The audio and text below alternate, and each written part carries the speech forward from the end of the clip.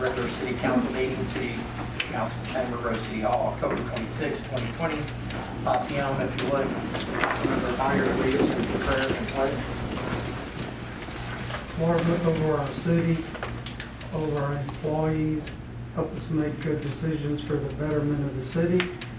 Also look over our military abroad and here at home, and all of our police and fire all over the nation. In your name I pray, amen. Amen. I pledge allegiance to the flag of the United States of America and to the republic for which it stands, one nation, under God, indivisible, with liberty and justice for all.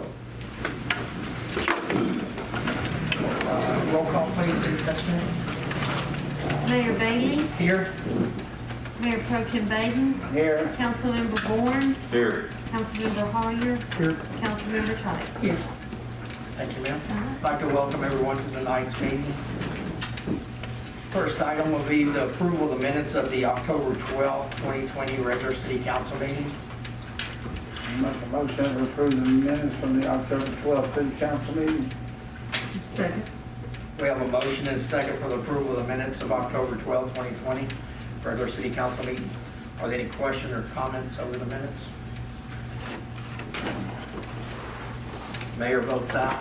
Mayor Pro Tem Baden. Councilmember Barnes. Aye. Councilmember Hoyer. Aye. Councilmember Tice. Aye. For the approval of the minutes as written for October 12, 2020's regular city council meeting. Any citizen comments or report? Can I, right before I get to you, I want to have one. Jeremy, if you want to go ahead.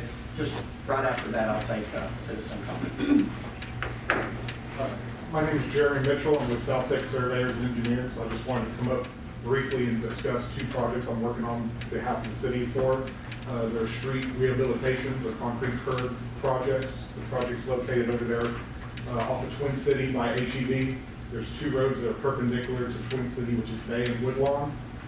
Both streets we're working on is about 800 feet long, and what we're going to do is, if anybody has ridden out there, you can see that the subdivision was built probably 70 years ago. I think it was platted in 1951, so we got some age on the curves, and they're starting to fail due to trees growing and water holding and certain engineering things when it was designed that just contributed to the failure over the years. So now we are going ahead and designing concrete ribbons to replace what's out there now. The long story short is we met with TxDOT. We talked about some of the drainage issues that are out there. We worked with them to see what we could do to try to improve what we have while we're out there. We might as well try to do something if we can. What we've basically come up with is it looks like the road was put in fairly flat, which holds water, and that's not something we want in Southeast Texas. So we were able to achieve a greater slope, bringing the water from Allison to Twin City. And when we get to Twin City, we're going to go ahead and reconstruct some of the boxes that are there at the intersections. And again, the whole point of this is to direct the flow better, put something back that's going to last longer, and be more durable than what's there. With the thought being that once we finish this concrete ribbon curb, the city forces to come back and top the road or do whatever we need to do at a later date. But what this will do is stabilize the sides, get the drainage working better. The outfalls you're talking about on Twin City, does the TxDOT take care of that, or do we? It is a TxDOT system. What we are going to do is there's a cross pipe that ties the two sides together. We're going to go ahead and upgrade that while we're there. Okay. I think right now it's like a 12 or a 15 inch. We'll go ahead and put an 18 inch, make it breathe a little bit better. But no, that is a functioning system from TxDOT. It's been there a number of years, but it looks like it's, I hate to use the term adequately sized, but it is sized better than some areas that we've seen. Okay. So it's going to be a better situation overall. Yes, sir. Y'all have any questions for Chairman? Yeah, when's it going out for bids? It'll go out for bid. It will be published the 1st, which is this Sunday coming up. The following, the 8th, we'll go ahead and have a mandatory pre-bid meeting on the 10th. And then so on the 18th, which is a Wednesday. So that should give you time, if you wanted to act on it on the next council meeting, you could. It would be ready for workshop. So I think, again, the 18th. The bids will be in by the 18th.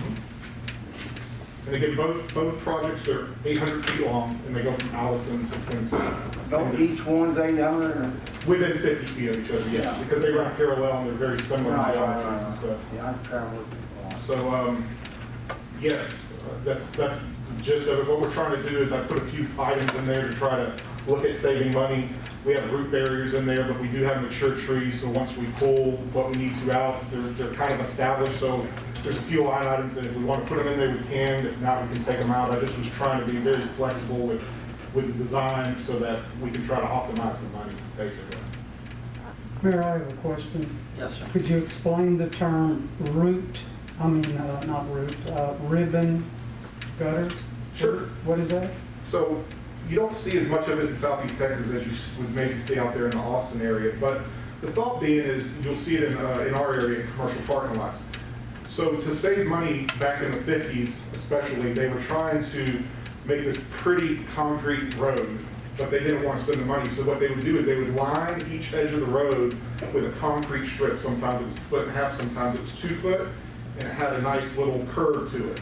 And then the rest of it would be asphalt roads. So you'd have like a rock aggregate underneath it and then a nice cap with asphalt. So it looked like a nice curb and gutter road and it functioned like one, and they thought it was the best of both worlds. What ended up happening with that is we have expansive clays in our area, we have trees, and we have water that sits. So it does get a good life cycle out of it, but over time it moves, it shifts, it does stuff like that. So the short answer to what he was saying is we're talking about a 1.5 feet, 2 foot concrete ribbon that goes all the way down with a curb on top. So curb and gutter, Curb and gutter. monolithic or poured separately? In the plans, I have it poured separately, but it also is written in such a way where if they want to go ahead and pour it monolithically, they can. So they can use a machine if they need to, or if not, they don't have to. Gentlemen, I've been in this business since 70 to 78 when I poured curb and gutter. Monolithic curb is twice the strength, and of course you know that. When you add a curb onto existing concrete, it's at least half as weak. And that's why, so the concrete section we're going to go back with is we employed a geotechnical engineer. He went out there and did some soil samples and gave some recommendations, and what we're going to do is we're going to excavate. We're going to put down a geotextile grid, which will kind of buffer that clay material to the new aggregate we're going to put on top. We'll put a foot of base material on it, which is your limestone base, and then it will have a Class P 4,000 PSI concrete. And so you're absolutely right, there's pros of doing it monolithically, there's cons. In this case, I'm trying to do the best of both worlds and try to garner as much interest in the project as possible, so they can do it however they want to do it. I am showing it as basically a ribbon with a curb separate, it's not an alternate, but it's also allowed where they can use a machine. Because I don't want to stop anybody from bidding, and I'm trying to get the best price we can out of it. Gentlemen, I can't support separate curb and gutter. I know the strength of both, and we're shortchanging the neighborhood. That's my opinion. I agree. Well, I mean, y'all have heard the bid, so it'll be up to you. But you, if we're not going to accept the bid that's not poured in one, we shouldn't allow them to bid it not poured in one. I mean, yeah, but I mean, that's going to be the choice, I don't know. As a council. I understand that, but as a contractor, you want to know the scope of work.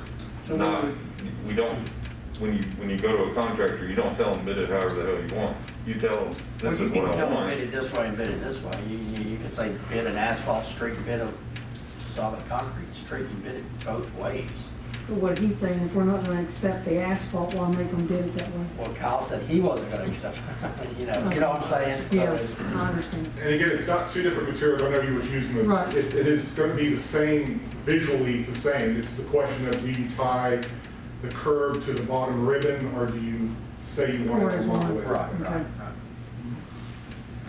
So y'all can clarify that too with these, y'all want to just make it I mean, a certain way. the reason I like it is because I like to show the council the difference between asphalt and chip seal, the difference between this way and that way, so you see the price difference. And if the price difference is negligible, okay. But once again, I think, I think that you'll get more contractors, you'll get more interest. And at the end, if the council doesn't want to go with a ribbon, wants monolithic, that's fine. But I think we need to see the differences, and we need to see. Well, I don't think that, I don't think what Jeremy said was, we're not bidding it different. He's giving them the option to do different. Correct. They can install it either way. Exactly. They can install it with a ribbon, or they can install it as a one pour. They're gonna bid it for footage of putting the curb in a footage price. But that's not, according to what he just said, that's not gonna affect the bid which way they do it, correct?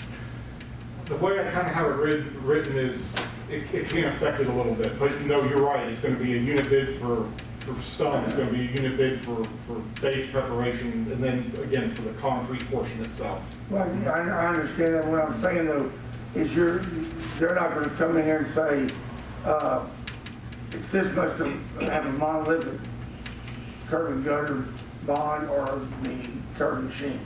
You know what I'm saying? They're not gonna bid it two different ways that way.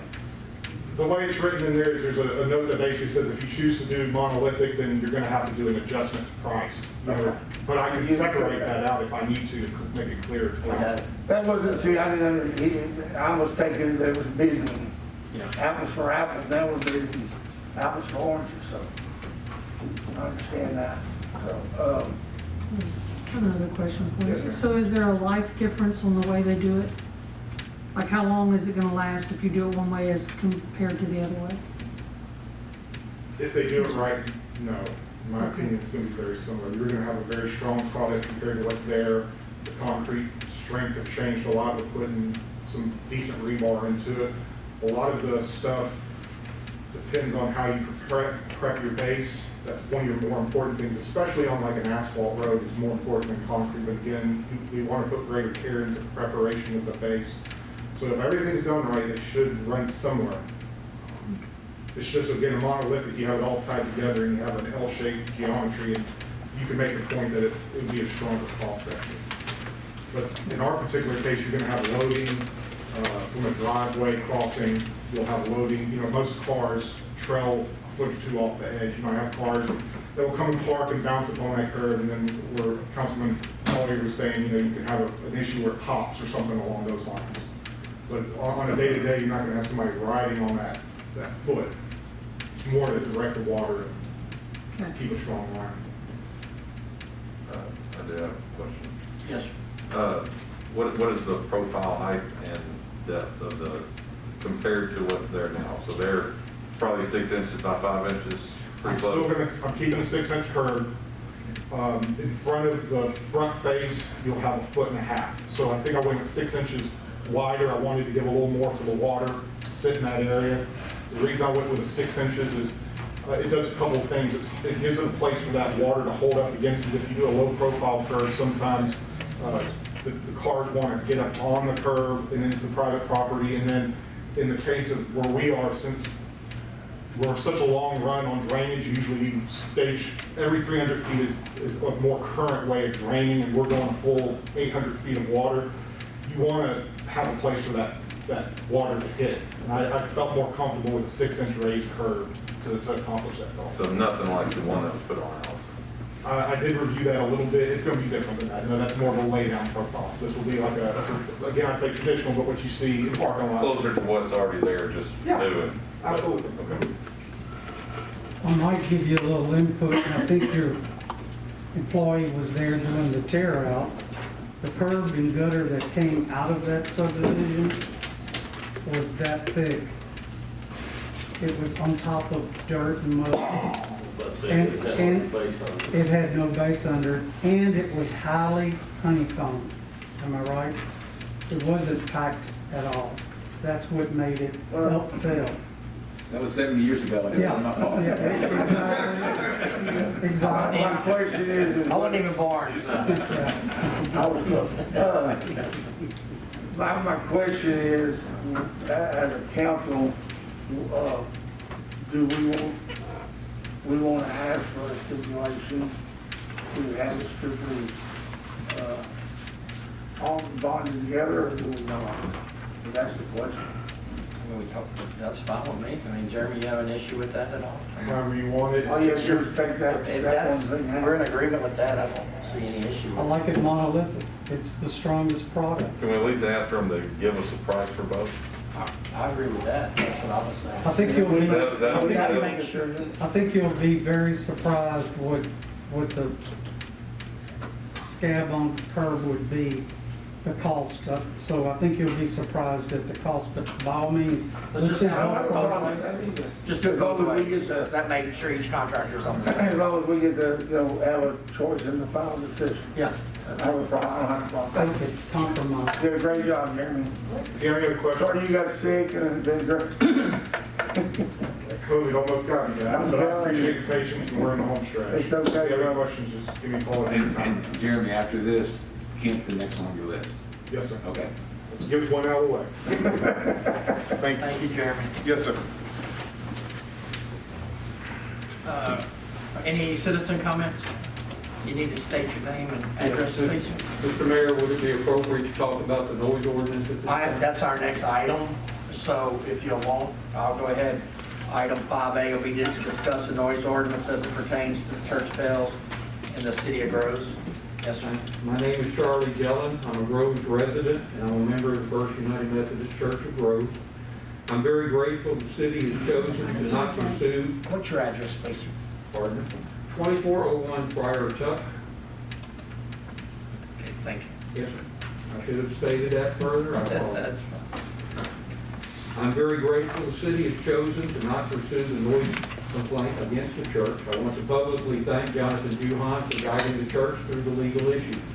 The community support given to the church and its ministry is very humbling and encouraging.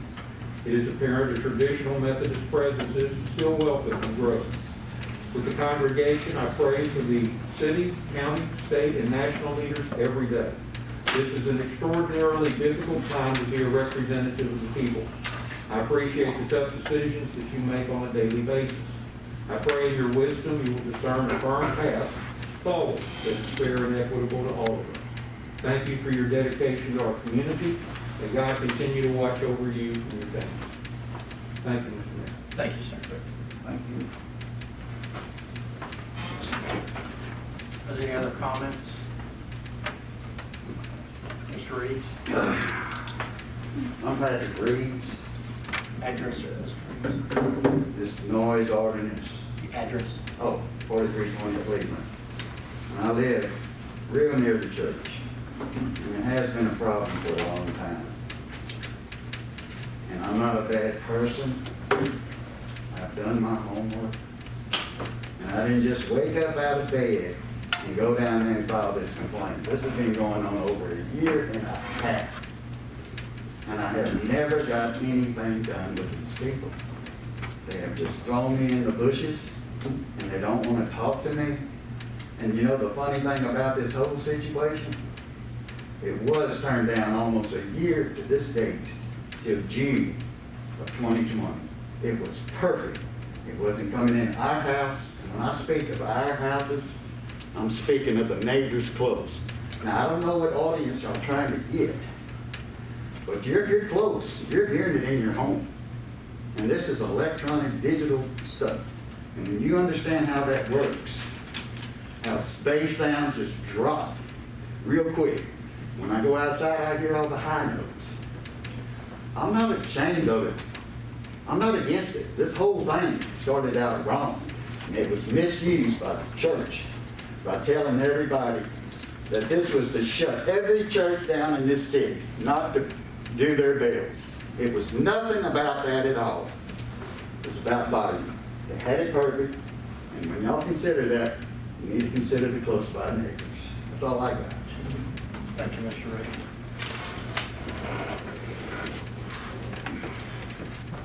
Any other comments regarding the noise ordinance? Did you have anything other than what you said? That's all I have, Mayor. The city attorney and I discussed it, and that ordinance is probably 40, 50 years old, but it worked. The the court in its wisdom found that it's hard to violate the noise ordinance at 12 o'clock in the afternoon and 6 o'clock in the evening. The noise ordinance primarily is for people when they go to sleep, 10, 11 o'clock, and so forth and so on. So, you know, once again, being a practitioner and being the person here that tries to look at the business side of it, you know, from my standpoint, the ordinance works as it's supposed to work. However, I know a lot of cities have, in order to take this totally off the table, they have exempted churches. That's a good thing and that's a bad thing. You gotta be very careful, because remember his house. Okay, that was a church. Okay, and even though we had a lot of issues with his house back in the day, and you're talking about the property, Immaculate Conception. no, his house was where we had the, It's on Grant. it was on Grant. Grant and Jefferson. They had a halfway house there. Oh, yeah, that was right on the Right, backside. They right. put new homes in. Right, but at one time, and here again, you know, it's just one of those things where I think the council needs to study it and needs to discuss it and needs to take our city attorney's counsel and see where the council wants to go with this. Did we ever get a schedule of when they ring the bells? Yes, sir. I believe they ring the bells at 9, 12, 3, and 6. Is that right, sir? Yep. The duration of the ring? It varies because there's a song played along with it, a rotating of hymns. Guesstimation, maybe? I- Minutes, 2 minutes? The one at 9 a.m. No. was only about 30 seconds. When I have a speak, can I speak? Yes, sir. Mr. Reed. This, I've got over 200 recordings. You know, if y'all need the information, how long they have, I have them. But most of them are around 10 minutes long. So in 7 minutes, it depends on the time of the day. I've done my homework, and there's just one question I need to ask James Black, the city attorney. I think you were here at the time this thing was written, right? Probably not. Not? Okay, but anyway, I was just wondering about Sunday. Now, I don't mind them doing their church bells to go to church and all that. I get all that. But what is this about afternoons, Sundays? Okay, such loudspeakers, sound amplifiers shall be limited operation to times between the hours of 8 a.m. 12, noon between the hours of 2 and 6, Monday through Saturday only. I don't, what section? Section